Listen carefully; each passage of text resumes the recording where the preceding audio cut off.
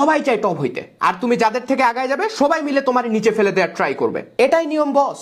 তাই জীবনে যদি অ্যাকচুয়ালি অনেক বড় কিছু করতে চাও, তাহলে কিছু সময়ের জন্য তোমাকে গায়েব হয়ে যাইতে হবে, জাস্ট কয়েকটা মাসের জন্য।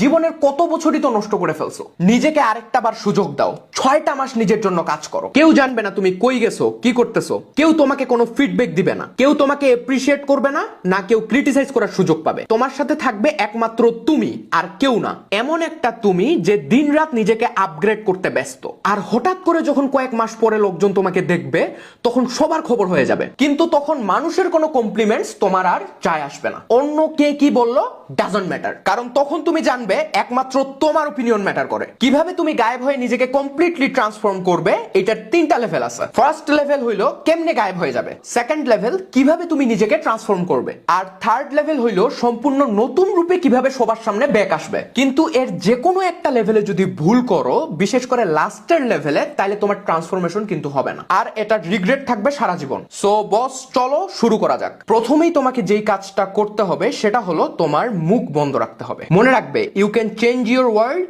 By changing your words. তোমার কথার মাধ্যমে তুমি গোটা ওয়ার্ল্ড চেঞ্জ করে ফেলতে পারবে। আবার এই কথাই তোমাকে ধ্বংস করে দেওয়ার ক্ষমতা রাখে। আমরা কি বলতেছি না বলতেছি এটার উপর কিন্তু সব সময় আমাদের কন্ট্রোল থাকে না। সো প্রথম কাজই হইলো নিজের বলা প্রতিটা ওয়ার্ডকে কন্ট্রোল করা। মানে কিছু একটা মনে হইলো আর বলে ফেললাম না। তুমি কি করতেছো না করতেছো, তোমার প্ল্যান কি, এইসব কাউকে বলা যাবে না বস। তোমার লাইফের প্রতিটা ইম্পর্টেন্ট ইনসিডেন্ট জাস্ট এমনি এমনি সবার সামনে শেয়ার করা যাবে না। আর কে কি করলো, কি হইতেছে আশেপাশে, এইসব ফালতু জিনিসে তোমার ওপিনিয়ন শেয়ার করা অফ করে দাও।